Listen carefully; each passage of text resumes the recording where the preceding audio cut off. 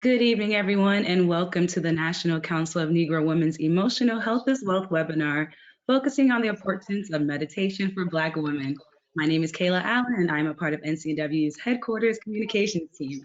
If you have any questions for our presenters during the event, please type them in the question box area and we will address them during our Q&A session, or you could use the raise your hand feature.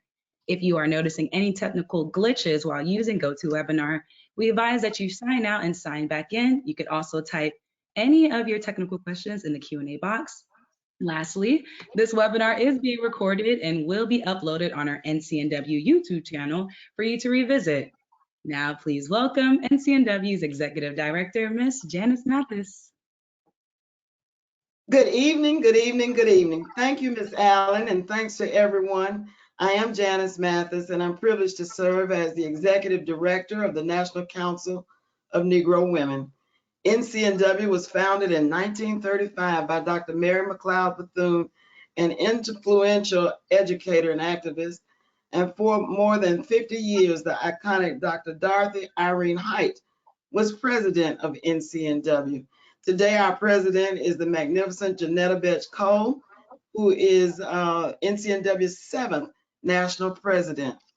NCNW is an organization of organizations comprised of 330 campus and community-based sections and 32 national women's membership organizations. We enlighten, inspire, and connect more than 2 million women and men. The mission of NCNW is to lead, advocate for, and empower women of African descent, their families, and their communities. In that spirit, tonight, we are here to launch a new series called Emotional Health is Wealth.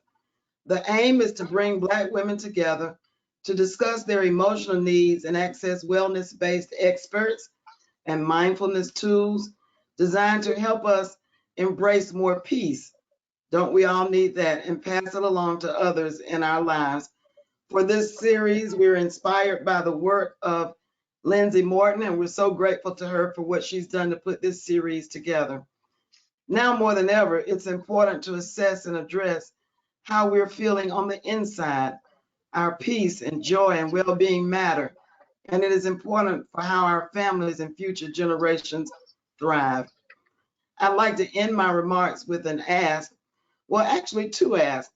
In a few days after this, you will receive a survey. We ask that you complete it because having your feedback is a way for us to gauge your interest and improve what we offer.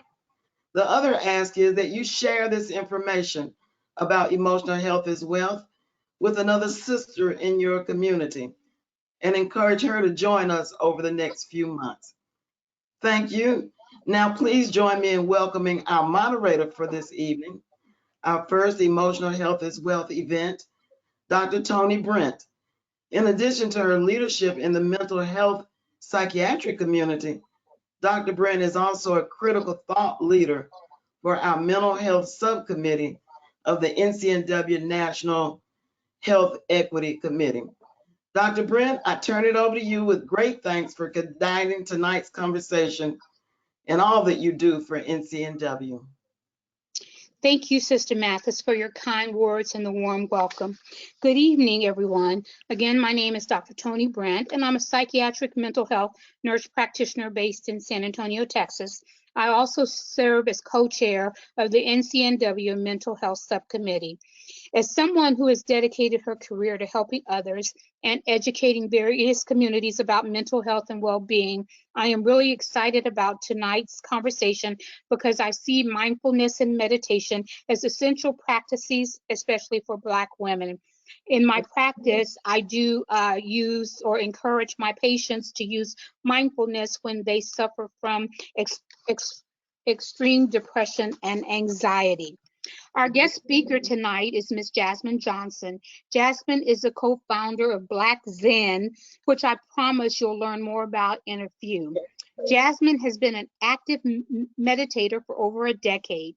She received training from UCLA's Meditation and Research Center and has incorporated her training and personal meditation studies into Black Zen's editorials, former weekly wellness podcast, and event programming. To date, she has worked with LA County EMT students, trained 600 plus first-year teachers in New York City schools, and has partnered with numerous community centers, nonprofits, and other organizations to conduct guided meditation sessions that help participants manage stress and anxiety. Please join me in welcoming Ms. Jasmine Johnson of Black Zen to our NCNW virtual stage. Yeah. Hi, Jasmine. Thank you so much for joining NCNW and our audiences this evening. I'd like to kick off our conversation by inviting you to share a little bit more about yourself. Sure. So, thank you so much for the introduction. I feel like you kind of hit all the high points, which is great. I think it's important to maybe mention that we've been around since 2016, and so we are an organization that continues to grow and change what we offer and how we approach this work, knowing that our community is one that is honest about what they need when they say they need it. And so we make sure that we stay nimble as an organization to keep meeting that need. And so the work that we're doing is really exciting and new in some ways, but also are dealing with age-old practices that have been done for centuries. And we're just sort of tapping into it and trying to make it feel modern and fresh and relatable. And so it's exciting to be able to have all that history behind it, but also be able to introduce it to a new audience. Can you tell our audience how you define meditation and how it's practiced? Yeah, you'll notice throughout today's conversation that we try our best not to be very woo-hoo-y about it. So when we talk about meditation, I think of it as a way of learning to sit down and essentially skillfully shut up, right? And it's like, and no one will ever say that in a book anywhere, but if we're looking at what the practice is, it's really learning how to sit and intentionally quiet the mind. And we do that in different ways and with different practices, but that's how I would best define it. And when we practice in general, when I teach it, I start with the breath because that tends to be the easiest for folks. It's free and it's always available. And we start with noticing the breath, but there are other methods of using like atmospheric sounds or starting from the body first. There are lots of different ways to get into it, but we focus on the breath the most. Okay, I read and mentioned that you've been an active meditator for over 10 years.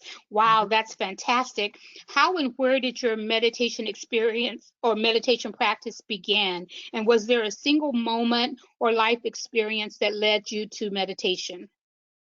Oh, sure. I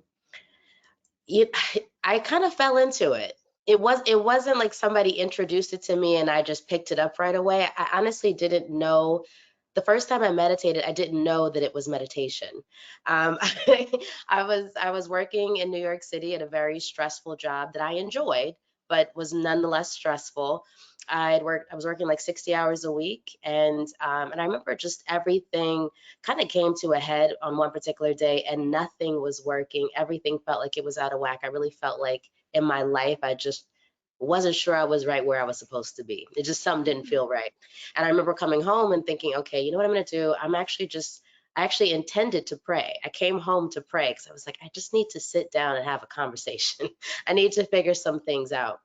And I was so full and so overwhelmed by my current moment that I sat down to pray and no words came out. Literally, I couldn't come up with one thing to say or mention because it felt like there were too many things to say and too many things to mention. And so I remember thinking, okay, I'm gonna sit here and I'm gonna wait until I know what to do next. And that silence was probably in real life only about 15 or so minutes. It felt to me like an hour. Um, and, and in that silence, I remember just sort of hearing at the end of that, just go to bed, get some rest. And when you wake up in the morning, you'll know what to do next. And that night of sleep, to this day, I have not had a better, more restful, more fulfilling, like salvaging piece of sleep in my entire life. I have not been able to mimic that moment. And it was so profound for me that I woke up and I felt so rested and so clear about how to navigate next that I wondered, what was that? What did I experience that made this happen, that made me feel like this? And the more I started to look into it, the more I realized that in that moment when I was sitting and intentionally shutting up, I was meditating. That was my first meditation. And so then that curiosity just kept me going and kept me wanting to know more about what happened to my body, to my mind, to myself in that moment, that allowed the rest of the moments to get a lot easier. Did you find that those early experiences of embracing silence and stillness were easy? And if there were roadblocks you faced, what were they and how did you overcome them? Oh, for sure. Definitely easy is not how I would describe the practice at first. I mean, you have to think about, we live in a world where we're on all the time, right? So whether it's, a ping on your phone because a text message came in, or it's responding to some, nonsense or shenanigans you see on the news, or just living everyday life, I think we are so plugged in that there's really nothing in our current culture that says take a step back and pause. There's nothing in our culture that encourages us to intentionally sit down and shut up.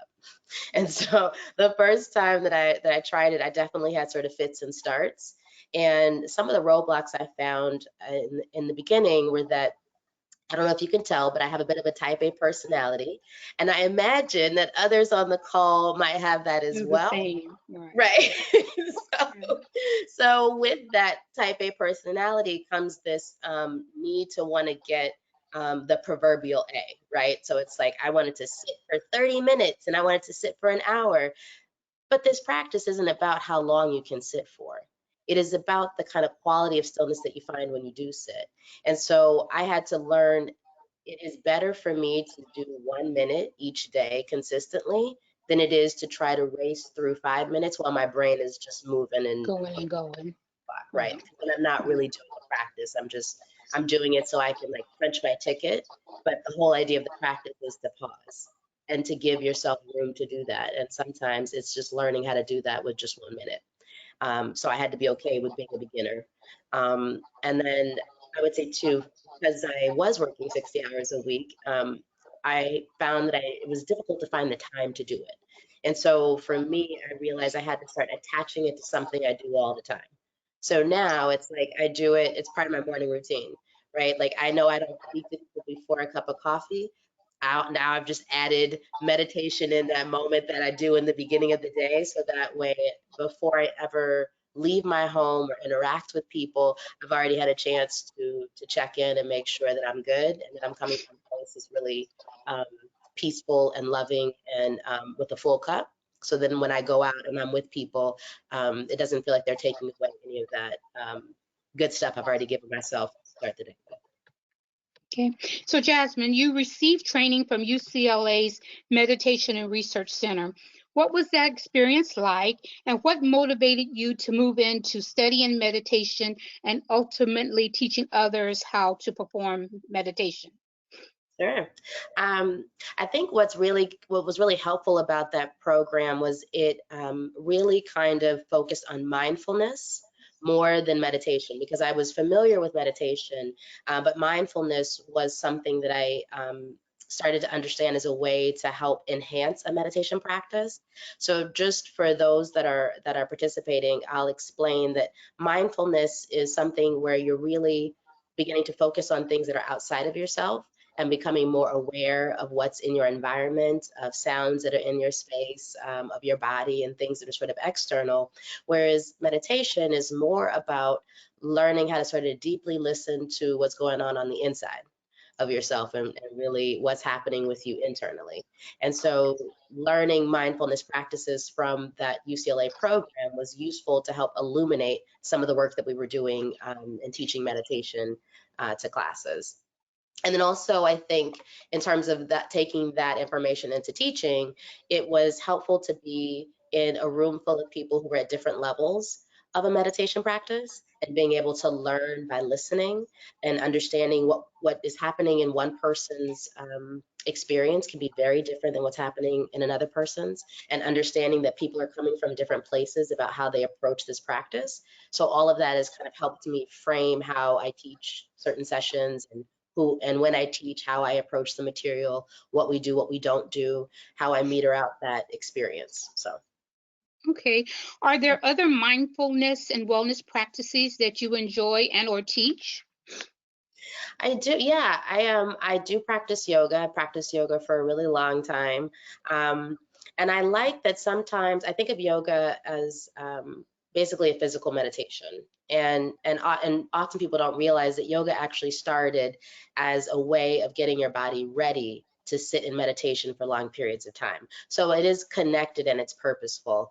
And even at the end, when you finish a really exhaustive yoga practice, you sit in Shavasana, right? That's sitting in silence. That's meditation. That's and you've just allowed your body an opportunity to get all of its out in that yoga practice, so that then your mind can then settle, right? So sometimes that's an easier way for people to approach the practice as well.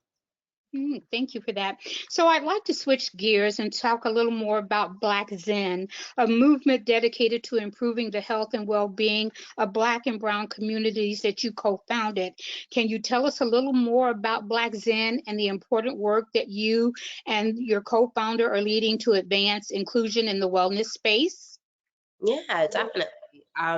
We have been really going out of our way to partner with organizations who are doing work that we think is amazing and helpful to our communities, and realizing that as much as it's important to do that work, we are sort of like the care for the caretakers. Do you know? So whether that's working with like the Mayor's Association, if it's working with the Innocence Project that helps to get people off of death row who've been wrongfully convicted, working with students who are coming from challenging and sometimes dangerous neighborhoods, really thinking through how do we partner with folks who are doing really good, strong work in our communities to help make sure they have a safe space, to make sure they are taking care of themselves in the process. And even in Texas, like working with, women who are helping with folks who don't have immigrant status, and taking care of them, and how taxing it can be sometimes to help people who are kind of on the margins in our community. How do we lift those folks up to make sure they have a safe space to land and a place to take care of themselves in the midst of taking care of other people?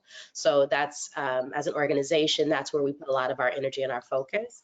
And then just on a one-to-one thing, we realized that nobody ever talks about meditation in like just a casual way. Like you and I could be having a cup of coffee and it'll just never come up. So we started a podcast that's got over 100 episodes on it. And we ran it for almost 3 years. And it really was a way of beginning to talk about meditation and talk about wellness practices in a way that made it feel real to people. So you can understand that what you're learning on the mat actually does show up in your life in these really kind of funny, interesting, and sometimes quirky ways. But then that way, at least it was relatable, so you can understand it's not like this is happening over here and then you live your life over here. It really is quite a side by side. Together. Right. So Black Zen was created to make wellness-based practices more accessible to women like me and those in the NCNW membership. What were and possibly still are some of the barriers that women of color face when attempting to meditate, practice yoga, etc.? Sure. I think the biggest thing is getting over finding the time. And then once you realize, oh wait, I only need 1 or 2 minutes, then it's like, okay, well, where do I fit in that 1 to 2 minutes? Is it before I start my day? Is it at the end of the day? Is it when I transition from one thing to the next? Where do I find my minute? I think that's key. And then also for us, we realize that representation is important, which is why when we came out, we made sure that every piece of material, every piece of language, every conversation felt like we were talking to family. And we wanted to make sure that that was true so that people could see themselves in what we did. They could see themselves in the images on our newsletter. We used to have a weekly newsletter that went out. Like wherever you saw us, you saw yourself represented. And we really went out of our way to do that.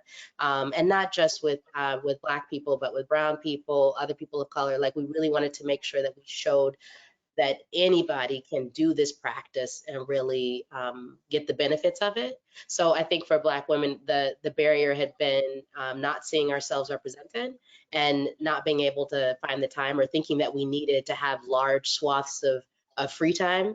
I don't know about you, but I don't know anybody who's got large Lot of, swaths. right, free time, right? So it was trying to get over the hump of understanding you don't need large swaths, you just need consistent time for a few minutes a day. We're going to So minister a quick in poll. 2020 Essence magazine article, Leslie Gordon said, meditation is one of those things women either run to or run from. Some sisters ease into it like they were born to sit still in peace, breathe, and be fully present. Others come to meditation kicking and screaming, thinking it's too woo-woo, doesn't align with their religious values, or doesn't suit their personality. What was your reaction to that? Do you see Black Zen helping combat common misconceptions that women of color may have about meditation? I do actually, I love that quote because I think that is the truest thing. That it's like you either love it or you're like, no, I don't know if that's for me, right? And I think, if I'm honest, I was on both sides of that spectrum. And I think in the very beginning, before I'd even known what meditation was, I felt like that's not for me. I've only ever seen people do it when they're in the middle of the woods or they've got the ocean in the background, and I'm like on the train working 60 hours a week in New York City. I do not see how that relates to my life. And so I feel like I can relate to both perspectives, which is why I think that Black Zen is effective in being able to break through what might have been a mental barrier for people to see that they really can do this practice. And I liken it to like when you found out that hiking was actually just walking, except maybe out in nature, right? And you're like, but you all keep calling it hiking. Yes, but hiking is walking. And so to me, like the woohoo part is when people feel like meditation is like this big thing. And don't get me wrong, it can take that on for you. And there are other religions and practices that use it for that. But in the way that Black Zen teaches it and approaches the material, we think of it as learning how to just sit down and intentionally quiet your mind. So it's akin to walking. We're going to So, administer a quick poll for our audience. sure. Dr. Paul. Here we go.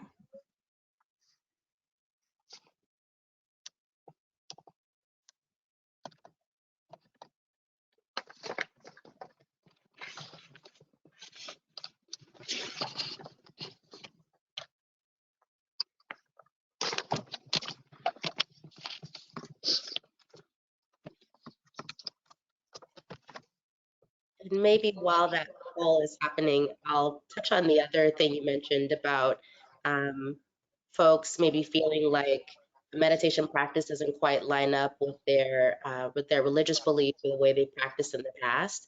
And I think of it as in any conversation, you don't just talk, right? You listen as well.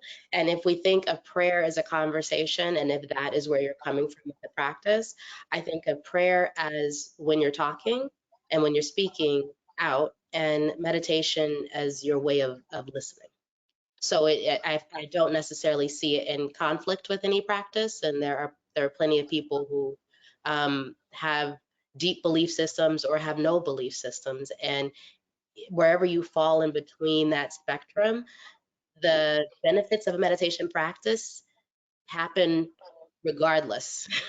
The practice is the practice. And so wherever you're coming from on that conversation, the results of a meditation practice over a consistent period of time is true regardless of where you come from, what your background is, whether you've done it before or you haven't done it before. So those results are guaranteed for everybody, and it's just a matter of when you start to see it show up in your life. Okay. Yeah. All right, and we are just sharing the results.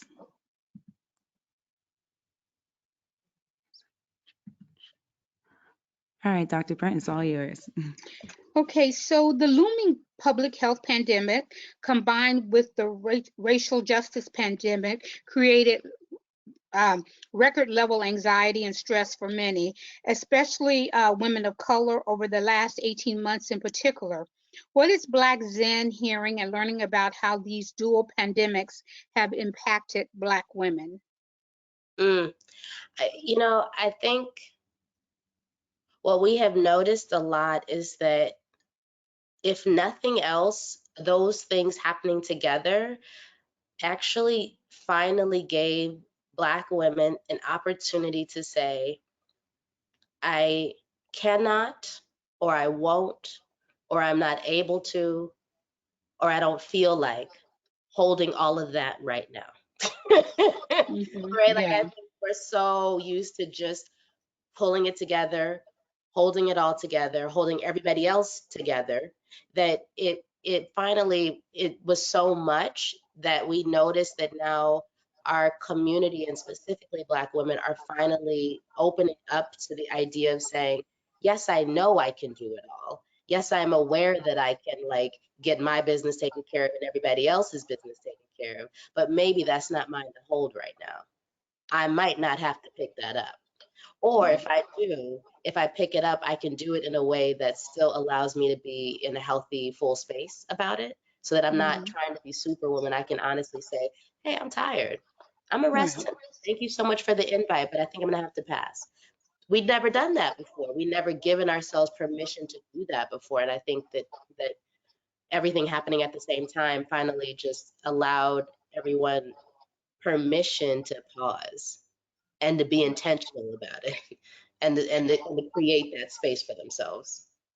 So, do you think Black women are growing more comfortable talking about their mental and emotional well-being? I do. I think in some ways, I think the way that we talk about it, it doesn't come across how people might expect.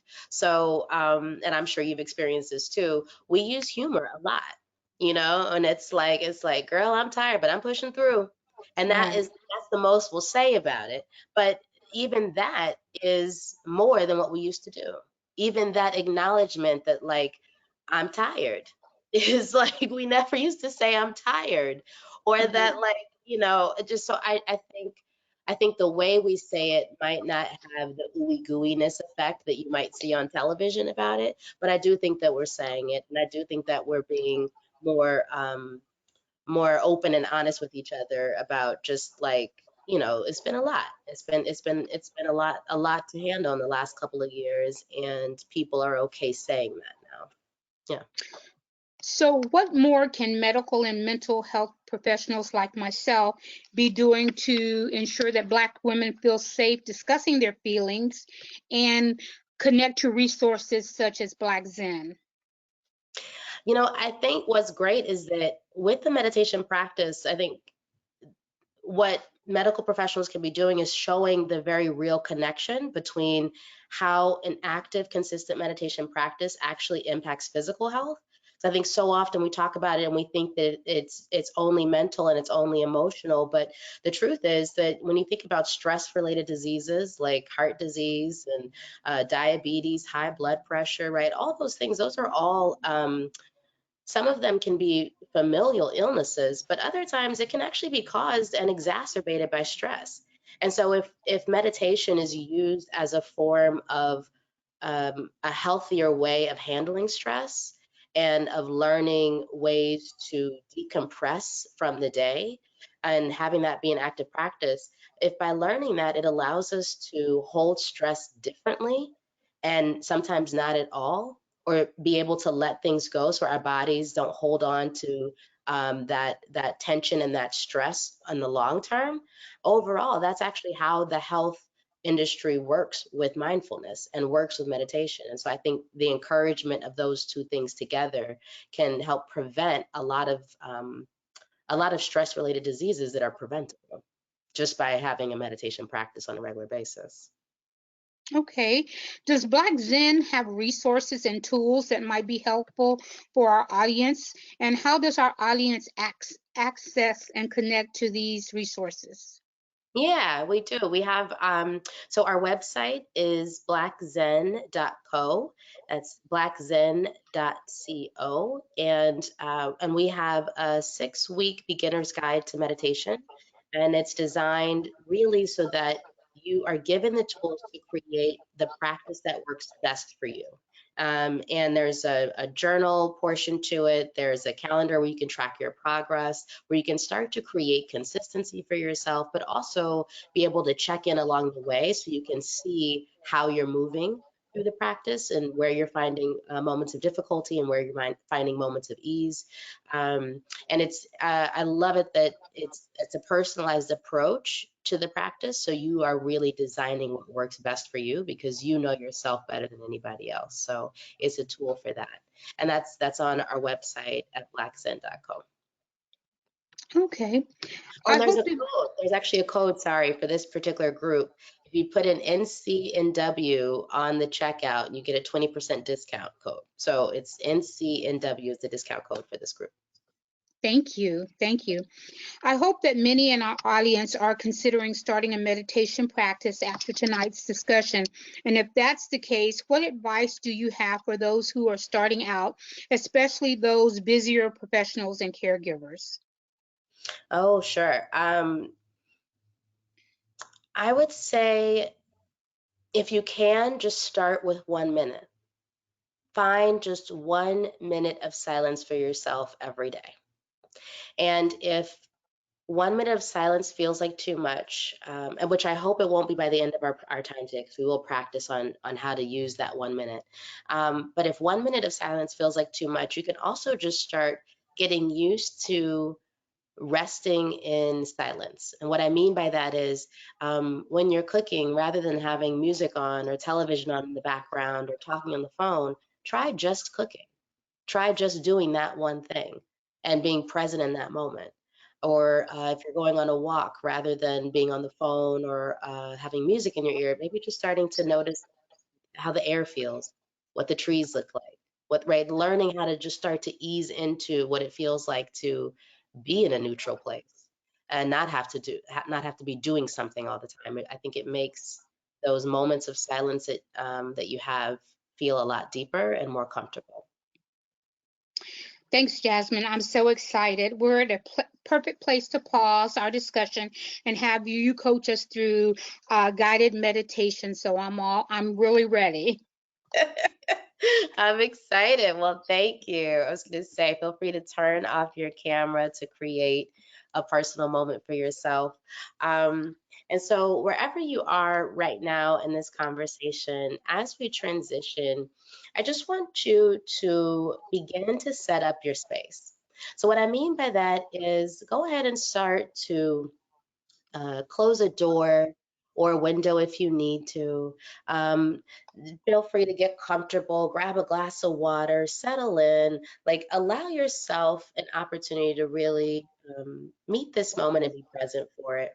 And if that means that you need to like sort of put a phone on silent or turn off email notifications, then I encourage you to do that as well. And all of this is really just so that you can start to create an opportunity for yourself to intentionally pause and to give yourself a real ability to kind of sit in that moment a little bit more. And for any panelists that are on, I will ask if you can go ahead and mute yourself. So we'll just begin to create kind of a silence on the call, if you will, knowing that not everyone has silence where they are, but hopefully maybe on this in this space we'll create that. So this first thing we're going to do is just sit for 1 minute. And we're not even meditating yet. We're just going to sit for 1 minute because I want you to understand what 1 minute feels like. I think sometimes when I say that there's a lot that can happen in 1 minute, it doesn't sound real or true. And so once we understand that a minute can be very full, I think then we learn how to use that minute really skillfully. So this first minute of silence will begin now. And I just want you to begin to notice your breath. Notice each inhale and each exhale. Beginning to settle into this moment. recognizing what it feels like to not have to respond to something, to be somewhere, to interact, to simply notice and begin to listen. That minute will begin now, and when it's over, you will hear my voice. You will hear my voice again.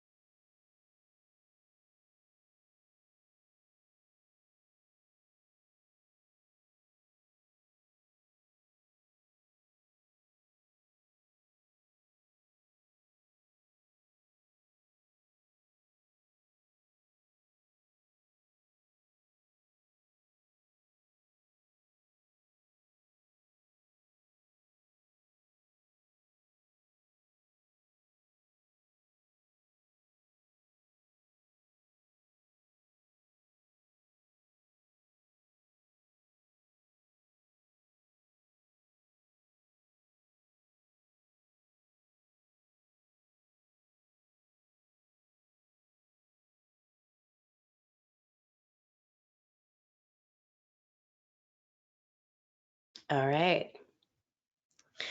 So with that moment over, some of you may have wondered if I forgot about you. You may have wondered, she said 1 minute, right? Has that been a minute? Right? So at times, a minute can feel like quite a bit.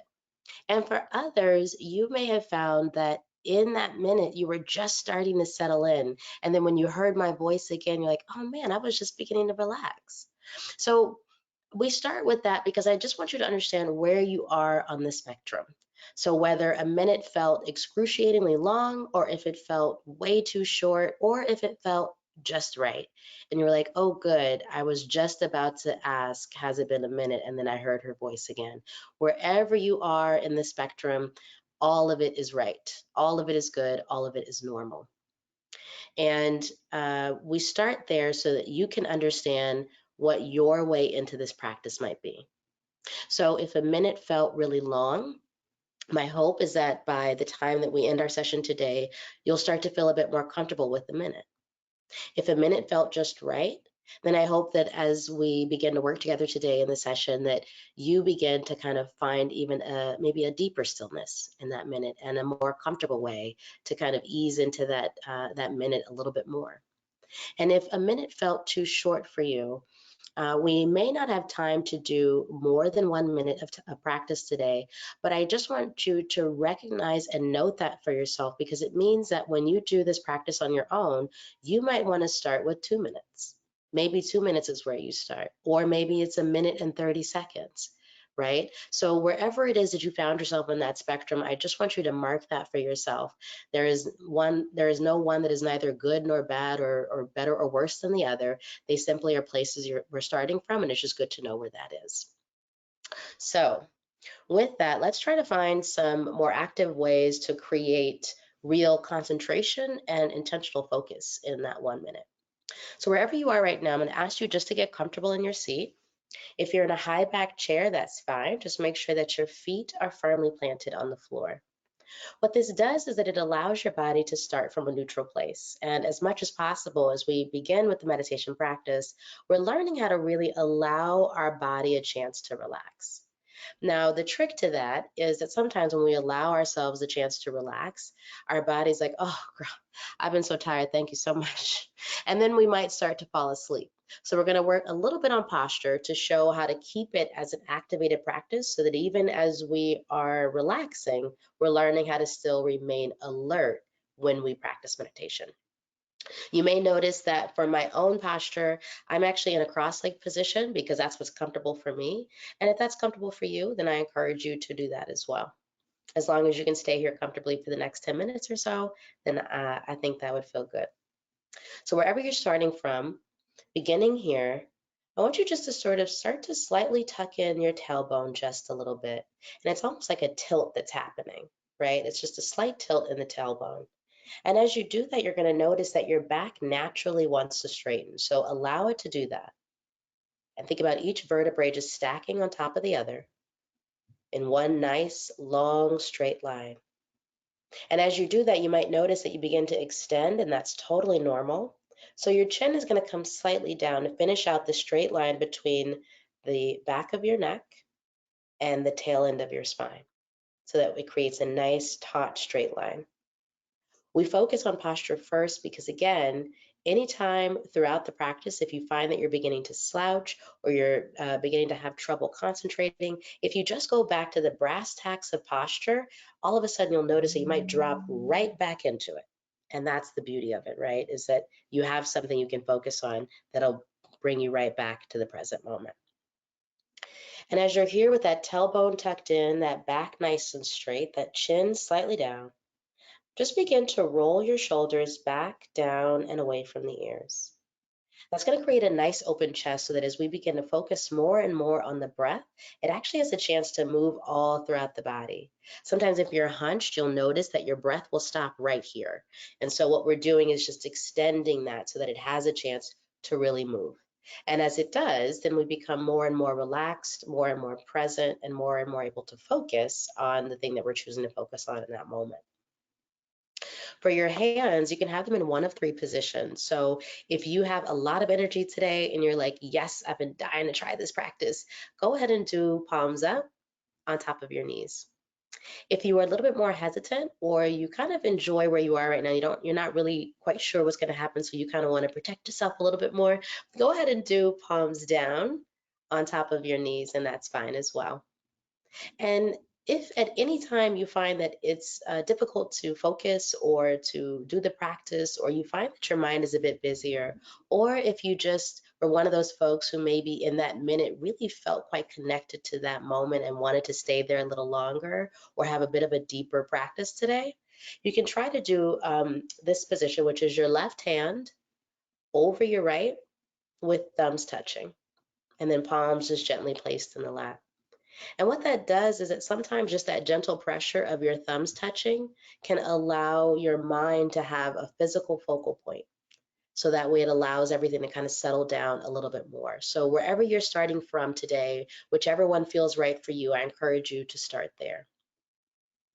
So with that back nice and straight, that chin down, those shoulders back down and away from the ears, and with hands in one of those three positions, go ahead and begin to close your eyes if that feels comfortable for you.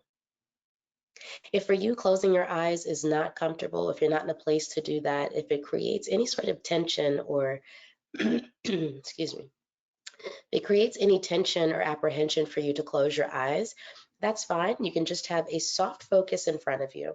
So that's just something directly across from your eye line, something that doesn't take up too much attention. Sometimes that's the back of a chair, or it can be a lamp, a white wall, sometimes a window if there's not too much going on outside. Whatever it is for you, if you don't want to close your eyes, you can always have a soft focus in front of you. And that's where we're going to start today. As you're here, I want you to begin to notice your breath.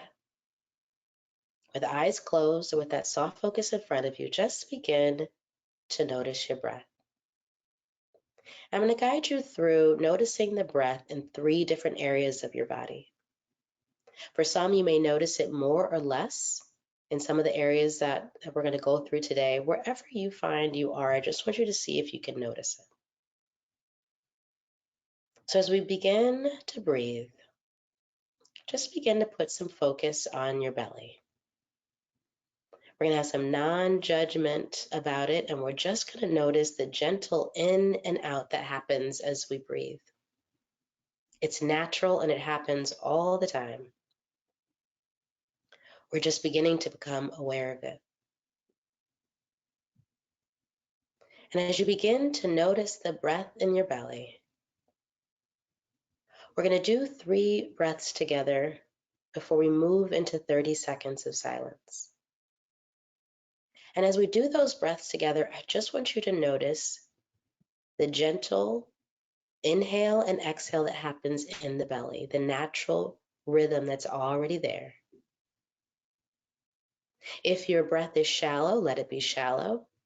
If your breath is deep, let it be deep. If it changes, let it change, right? We're just beginning to notice it and become aware of it. We don't have to do anything in this moment, but be aware of the breath in the belly. Let's start with that first breath together, breathing in and breathing out. Breathing in and breathing out. Last group breath in, breathing in and release. And for the next 30 seconds, I just want you to focus on the breath in your belly. You don't have to manipulate or change it. Just become aware of it. And if you notice that your thoughts shift, just keep gently bringing your attention back to the breath in the belly with each in and each out. That 30 seconds will begin now, and you'll hear my voice again so we can move to the next focal point after that 30 seconds is over.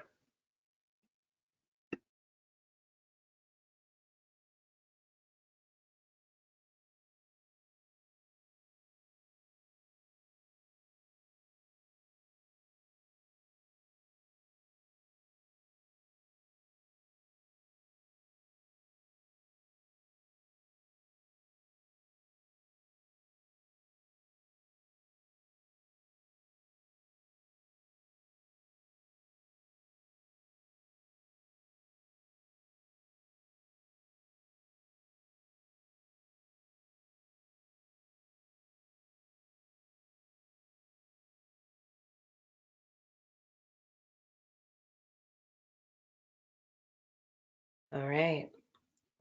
So with that awareness in the belly, we're going to begin to gently move our attention up with eyes still closed or with that soft focus in front of you, making sure that back is remaining straight, those shoulders are nice, back and down, chin slightly down, and finish out that straight line between the top of the neck and the tail end of the spine, remaining active in our practice even while we're learning how to rest. So beginning to move your attention up to your chest. You'll notice that the chest has a natural rhythm as well. There is a rise and a fall each time we breathe in and each time we breathe out. For some, that'll be a subtle feeling. For others, it may be more exaggerated. It may shift the more you notice it. All of that is normal. So we're just beginning to become aware of it in the same way that we had non-judgment about our belly, and as it went out and it went in, we simply noticed it. You're going to begin to notice that natural rhythm that happens at your chest. And each time you breathe in, you're going to notice that gentle rise. And each time you breathe out, you're going to notice that really natural fall. And you're simply going to let that be your focal point. We're going to do 3 breaths together to focus on that area together as a group. And then we're going to move into 30 seconds of silence so that you have your own time to focus on your rhythm and your chest as it rises and falls with each breath. Breathing in and breathing out. Breathing in and breathing out. Last group inhale here, breathing in and breathing out.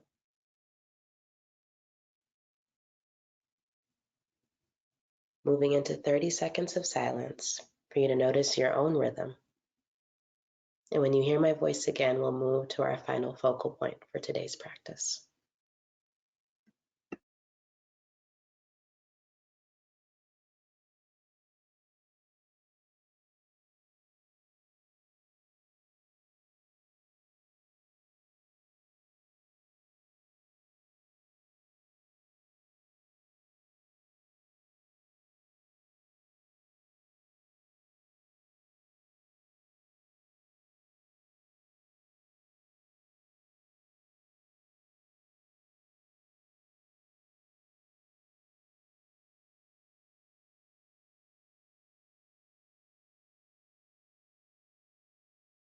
All right.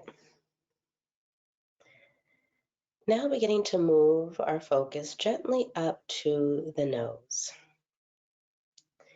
And the nose is an interesting space to notice the inhale and the exhale because the airway itself isn't very large. So it naturally requires a little bit more attention, a little bit of a deeper focus as we begin to become aware of it. And as you notice on the way in, that inhale, it might feel like a cool rush of air on the way in. And on the exhale, it might feel like kind of warm on the exhale. Maybe you notice just a little bit of a tickle at the top of the lip. Whatever that is, just begin to become aware of it. And in the same way that we didn't manipulate our breath in any of the other areas of the body, we're not manipulating our breath here either. We're simply beginning to become aware of it. And that noticing and that deep focus on each inhale and each exhale allows us to have a concentration. When we meditate, it allows for sometimes a deeper stillness just by noticing something as subtle as the breath on the inhale and the exhale of our nose. At any time, if breathing out through your nose is difficult or uncomfortable for you, you can also breathe out through your mouth. And when you do that, just think about allowing your entire body to let out an exhale. If that's helpful for you, you can do that as well. We're going to do 3 breaths together to begin the focus in our nose. And at the end of those 3 breaths, we're going to move into 30 seconds of silence so that you can notice your own pace with this practice. Breathing in and breathing out. Inhale and exhale. Last group inhale here, breathing in and breathing out. Moving into 30 seconds of silence.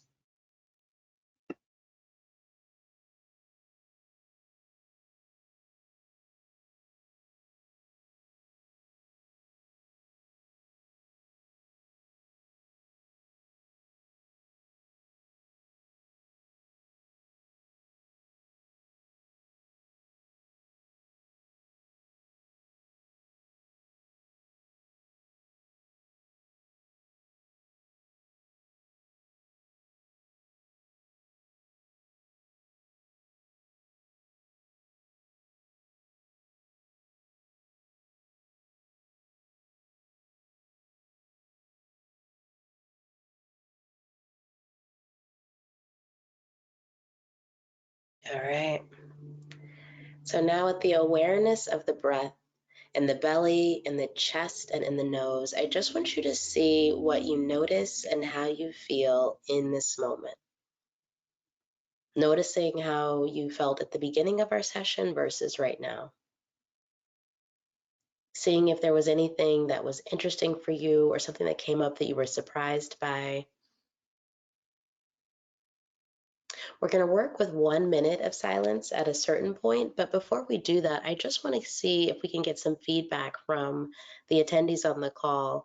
If you could just type in the chat or even in the questions, feel free to drop in questions. What did you notice? Or what questions came up for you? What were you curious about? What were you surprised by? Knowing that whatever you share can actually be really useful to other people on the call. I think it helps to always normalize the practice because some people are like, oh, it was blissful. And then there's definitely people on the call who are like, blissful? That's not what I got, right? So it's really helpful for us to actually talk about what came up in the practice so we can work through some of the challenges and some of the high points so that no matter where you are in the spectrum, you know how to move forward in order to be able to do this on your own. Any questions or thoughts?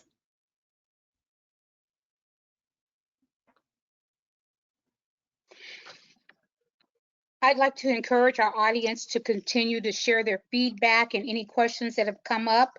Ms. Allen is going to assist me with this and remind you all how to share the comments and questions for Ms. Johnson. Yes, if you have any comments or questions for Ms. Johnson. Oh, yes, people are commenting on their thoughts. Relaxed. I feel more relaxed. I noticed my thoughts became less busy, release of tension in my mind and body. So those are a few responses and comments for you, Ms. Johnson. Thank you.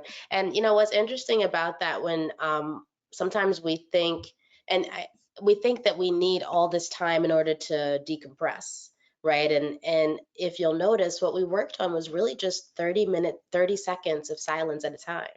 So if you were to do that practice on your own, let's say that full practice really was only about 2 minutes in full. Now I guided us through that in a really intentional way. But that actual practice itself of silence and learning how to notice where the breath is in our body was only about 2 minutes. But in that 2 minutes, all of those shifts were happening simply by being silent, by becoming more aware of the breath, and then of recognizing that and letting that awareness kind of move out all the other stuff in the way that it need to be there. And sometimes we notice that's physical tension. Sometimes we notice that as emotional stress. Sometimes we notice that as mental stress. And sometimes we notice it as physical stress. And it just takes a moment to actually give yourself permission to pause long enough to recognize what's happening.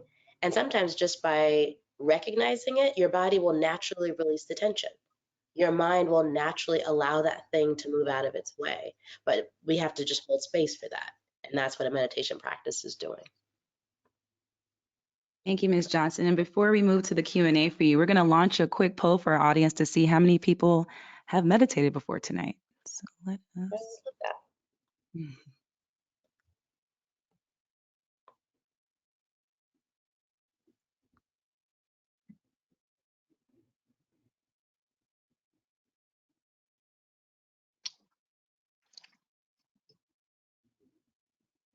In the meantime, while the poll is going, someone wanted to know, do you recommend sitting in a straight back chair?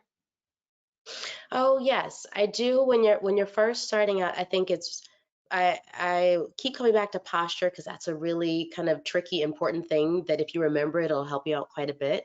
In a straight back chair, it helps you to naturally have that posture so that it stays as an alert practice. I think sometimes the the need is or want is to lay down when you're meditating. And I think if you're first starting out, that's one of those where you will probably end up with a really lovely nap, but you won't necessarily have meditated. And I think staying in a high back chair can be useful for that. If sitting in a chair isn't comfortable for you, you can also use the back of a wall. So if sitting on the floor is your comfort level, you can sit on the floor and use the wall as a support to keep that back nice and straight. Or like me, I've got a ton of pillows kind of stacked behind me to create a space that feels really comfortable and supported while keeping it as an active practice. So great question. Okay. And then here are the results, if you can see them. 77% of our audience has meditated and 23% has not. Oh, that's a good amount. That's a really good amount. Now let's move on to more questions from our audience. What is one piece of practical advice you would give to someone listening right now who is thinking about starting a meditation practice? Oh, one piece of practical advice. I think don't expect for your thoughts to all of a sudden stop.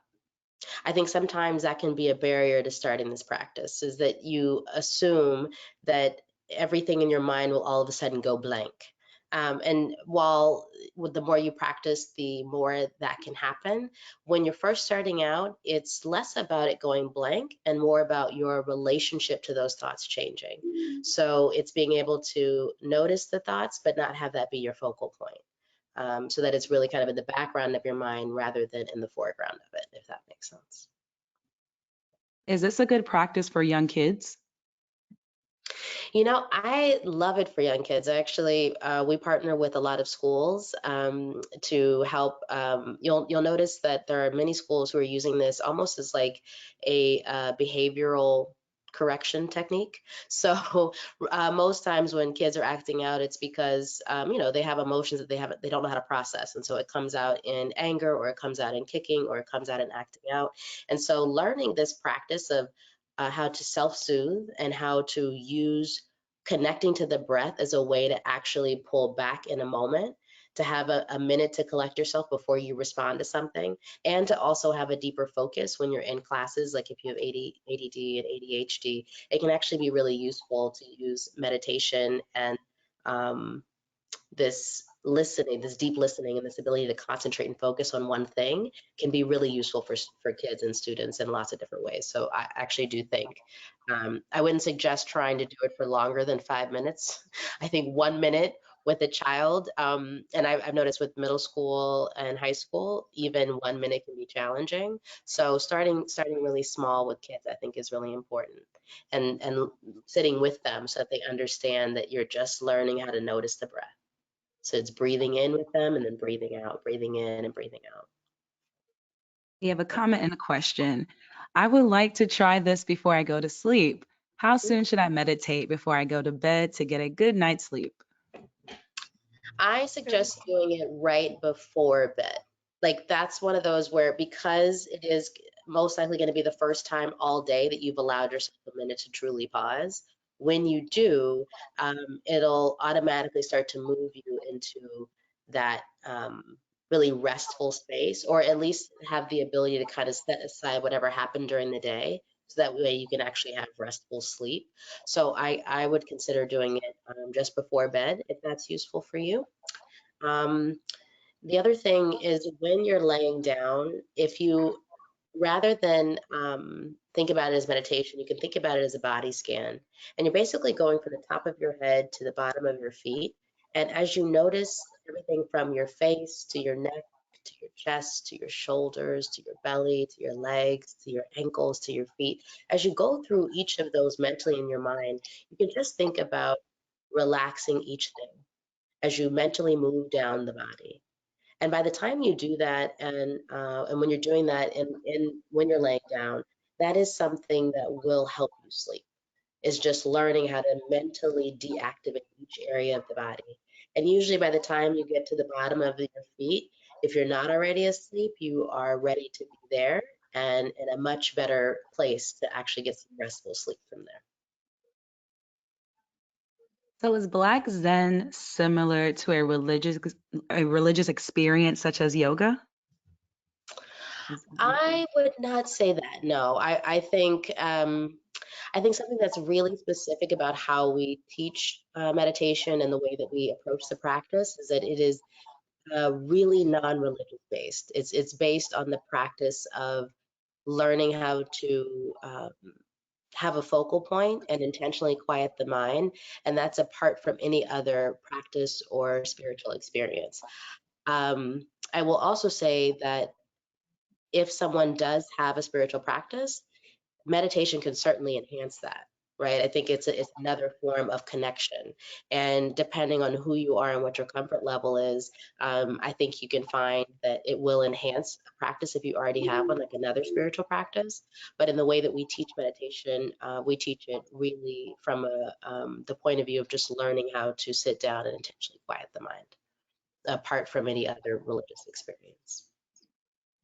Does it have to be silent or can I have music playing in the background? We're not sure if you addressed this already, but Oh, no, it's a great question. And I'll tell you in advance, you're going to hate my answer because it's not the one you want. But No. um, I do suggest learning to work with silence. I think the profound change that can happen in your life when you learn to work with this practice in real silence is where the magic is. That's where the money is. Like, so you might get a little bit of a release. You might learn how to settle down a bit more with music in the background, but I think it isn't until you really learn how to sit with silence comfortably and then find a very deep stillness in that silence, that's where all the good stuff starts to come up. So I encourage you to work with silence to begin. now do you mind taking time to repeat the online resources for Black Zen? Yeah, sure, not a problem. So our website is blackzen.co. That's BLACK Zen, Zen .co. And when you get to that website, you'll see something that says services and more. And when you click on that, that will take you down to the services that we do. So that guidebook is there, the 6-week beginner's guide to meditation is there. And we've tried to price it really well so that it really is not a barrier for people to buy it or to try it out. And you all also get that 20% discount with NCNW, so feel free to put that in at checkout. And then also we do guided meditations for groups, similar to how we've done today. I work with certain teams on a long-term basis, some on a short-term basis. So it really just depends on where somebody feels like they need the help, and then that's where we come in to assist. We also build programs for people, for wellness departments and things like that. So we kind of have a lot of different supports that we do depending on what the need is. All right. Well, we have a few more questions for you. Like muscle memory, will the body eventually go into a Zen mode after extended practice? Oh, that's a great question. Yes, in a lot of ways. So, and I love that question because if you notice, no one ever talks about meditation without calling it a meditation practice. And that's really specific because, the more that you practice and the more that you do it, there are people who have done it for over a decade, like myself. There are those who have done it for over 20, 30 years. And then there are those who have done it for a year.